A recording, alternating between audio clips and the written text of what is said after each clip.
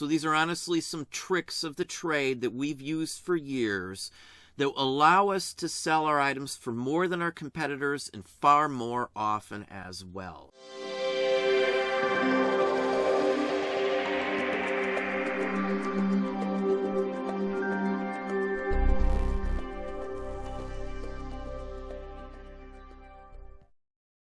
Hey, it's Don. Today we're going to look at some tricks of the trade that we've used for a very long time that get us better sales and more sales than our competitors. These little tweaks give us the biggest boost and they get our items sold at a far better rate for far more money than our competitors. So let's look at a sale here. This is an item that I sold. I got 20 bucks and some change, and they paid for first class postage at 3 ounces, 4 or 5 bucks, whatever the postage was. Now, this is an item that most of my competitors list. They list it fairly cheap. Mixed results in selling. There's probably, I don't know, maybe 10 or 15 that have sold in the last year or so of these. There's a few others that are up.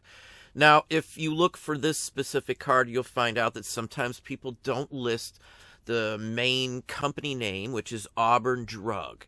Now, Auburn is a very well-known company. They've been around for a while. They did a lot of quack medicine, so there's an interest in it. So you're going to run into some quack medicine cards, like this one here, that they won't put that in the title, and no one will know that that's what it is without looking at it. Now, also tied to the fact that a lot of people may leave out some key aspects is they're usually showing, in this case, the fronts of the card. Now, we figured out quite some time ago that sometimes the main image or the main part of the item that you feel is the best item to show to sell something, it may not actually be the front or the most obvious or anything else like that. Now, this isn't the main image in this case. I actually flipped the card over and then did what I call a zoom in, and I just highlighted the main center section of the card, the back of the card. This is the artwork that sells this card. If you look at the other folks who are listing this card or who have sold some of these cards, I don't think any of them have used this step to go and say, hey, let me look and only post the back of the card. I think that is a key factor in this specific one. You've got the owl and all that stuff. Even if you just type in the word owl, you're missing the Auburn Drug Company aspect of the card. Not only that, if you look at the illustration closely, this is actually an engraved image. You can feel the ink on the back of the card.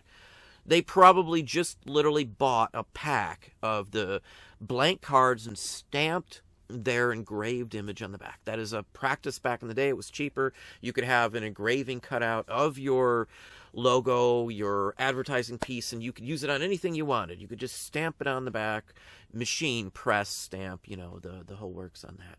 So this one, price-wise, most people get $4 to maybe $12 or less for this card. Now, we got almost double that, again, because I'm pitching the best and the most important aspect that's going to draw somebody into the item to get them interested. If you just showed, let's flip back to the front of the card, it doesn't look like anything. It's like 1,000, 2,000 other cards up right this very second.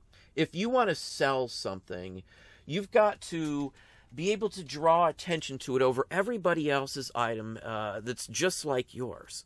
If everybody's just showing this, it doesn't look like anything. It doesn't look like a fancy card. It's not attractive for the main image. It is the front of it. It would be like getting a comic book to list, and you don't show the cover, you show something inside instead. Well, most people are going to assume, yeah, it's got to be the cover. What are you, crazy? Why would you show something other than the main aspect, the front cover of something? Well, it's not graphically appealing. And as I said, I do a zoom in. Now, this is the full-fledged back of the card, showing every single millimeter. I've done this through a duplex scanner, and I've got a border added on. So it adds a border. It corrects the skew if there is a skew in the whole works. I don't usually even have to edit or do anything when I do this with it. So it's really a quick process. So I actually upload this image, the back of the card, twice, and one of them I crop down. Now, why would you crop it down? What's the big deal there? Well, it makes this part of it larger.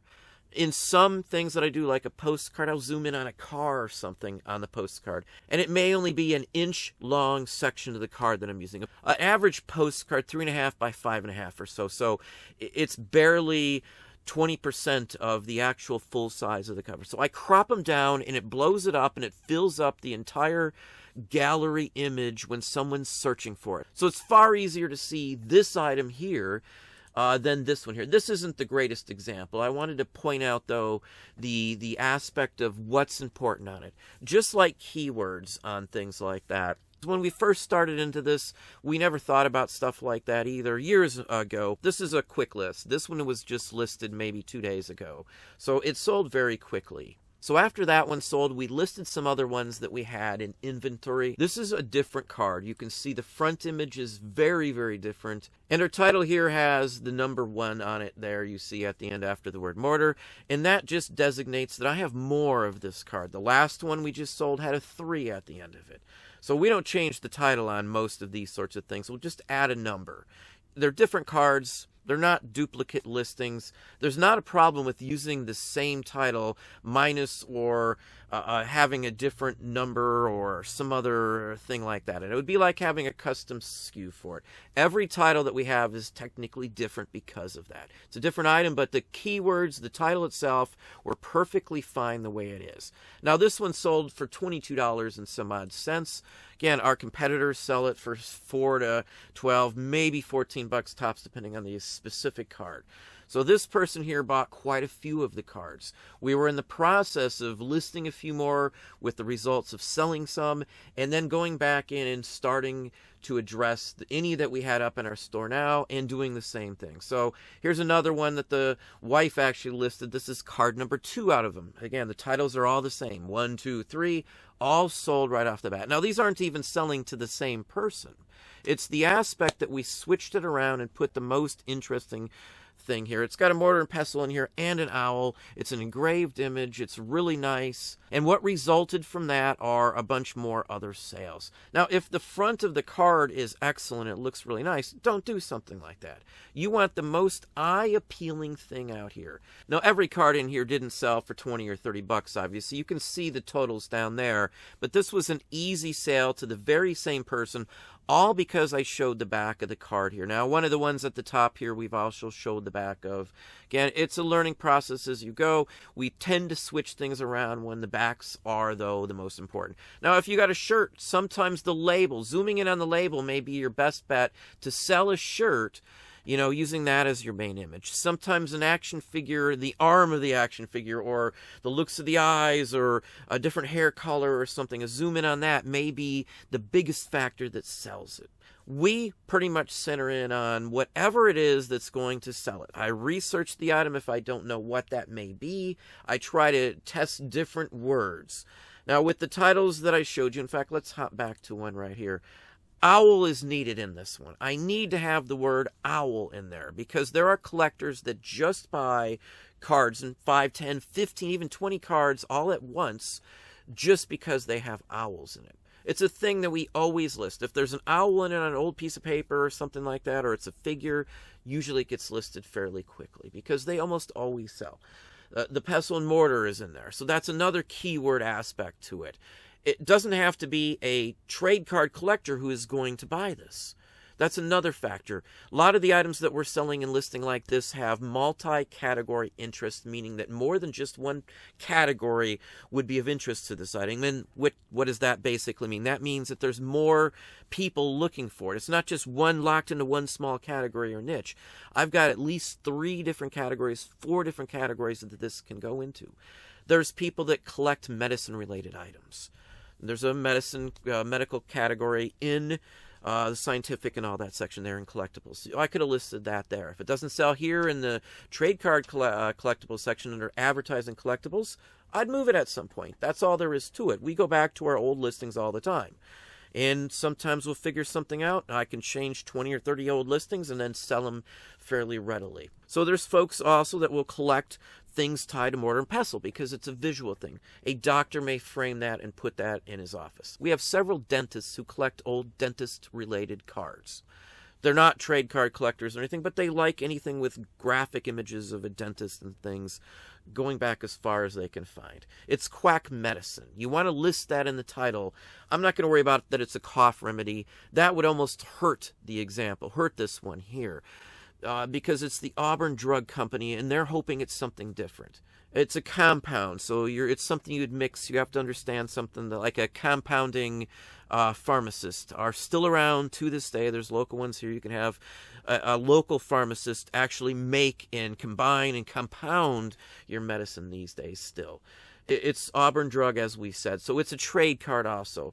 So there's a bunch of different types of people that collect certain items, and those are the items that I usually center in on more so than others. If I've got 1,000 trade cards that we just got in, I'm going to list the ones that are going to sell for the best money, or that are going to sell really quick first, just because it's the easiest, the low-lying fruit, I should say. So I can list a few items, and then they sell fairly quickly. I get all my money back, and then all the rest of it's just good gravy and profit. So spend some time and think about the items that you're listing. For us, we list in a bunch of different categories, but we know those categories as best as humanly possible. I try to know everything inside out in the categories that we list, and all the little ins and outs on why somebody else sells it over me.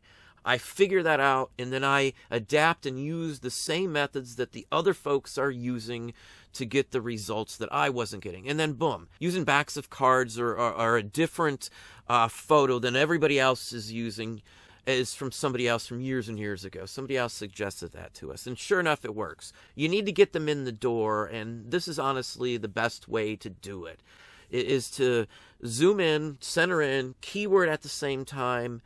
Price-wise, in all honesty, I used to worry about prices, but these days, a good keyword, a great photo, a higher than average price is still perfectly fine, because you've got all the bells and whistles that'll draw them to your listing over someone else's listing. One more example. Let's say you're selling a shirt or something, and everybody else just shows a distant shot of the whole shirt.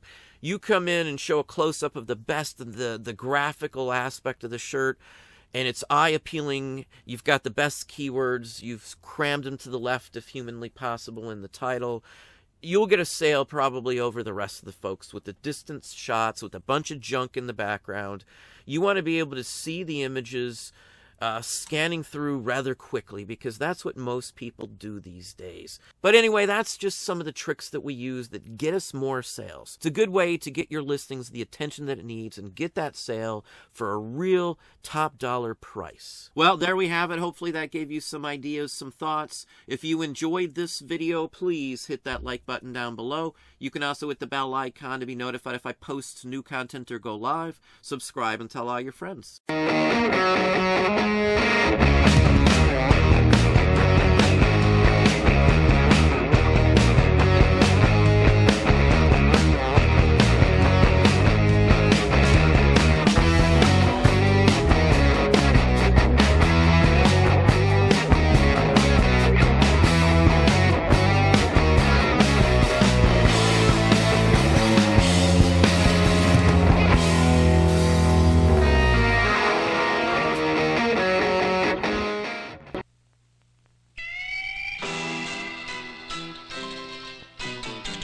Weeble's haunted house, Weebles wobble all about, and it's a real exciting place to be. A smiling ghost with glowing face has a secret hiding place, and that's not all, there's plenty more to see.